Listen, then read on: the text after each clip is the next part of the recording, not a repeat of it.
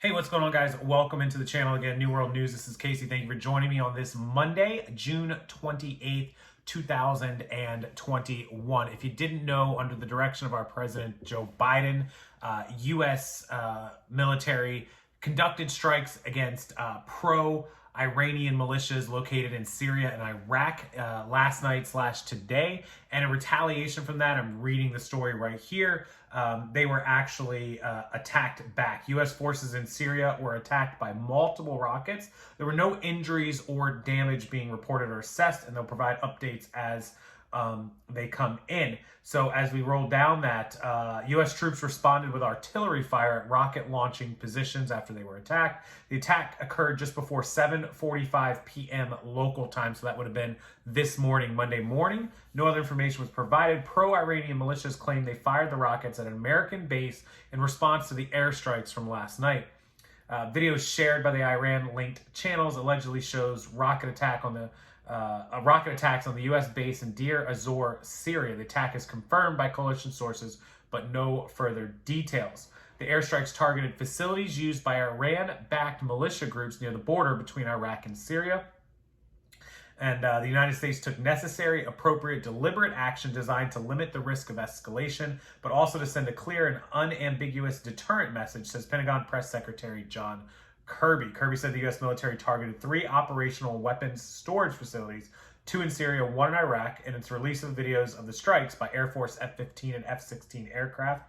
The Pentagon described one target as a coordination center for the shipment and transfer of advanced conventional weapons. The Pentagon said the facilities were used by Iran-backed militia factions, including Kataib Hezbollah and Kataib Sayyad al-Shuhada. I know I butchered those, but Hezbollah for sure. So they go on about that. Sunday's strikes mark the second time the Biden administration launched airstrikes along the Iraq-Syrian border region. In February, the U.S. launched airstrikes against facilities in Syria near the Iraqi border. They said were being used by Iran-backed militia groups also. The Iraqi military, of course, condemning the U.S. airstrikes, blatant, unacceptable violation of Iraqi sovereignty and national security.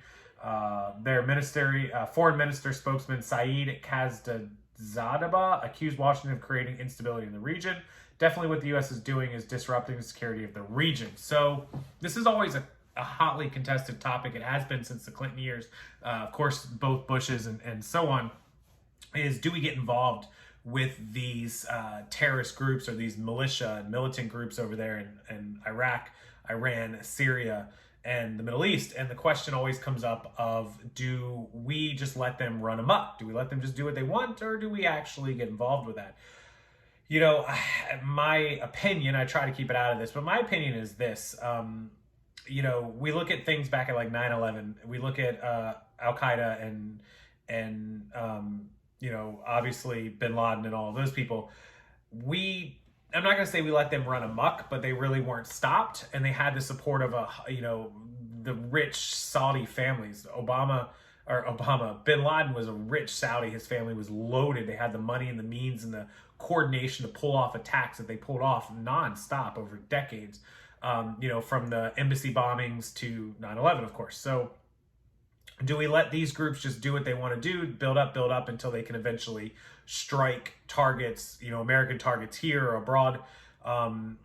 You know, I don't think us pulling airstrikes against these people is going to stop any of the big coordinated ones from doing what they want to do. These little militant groups are just going to wreak havoc in their area. They're never going to make it onto our soil, most likely. It's the big coordinated ones with money that we have to be careful of. So do I think we should continue to strike them, show our power, flex our muscles?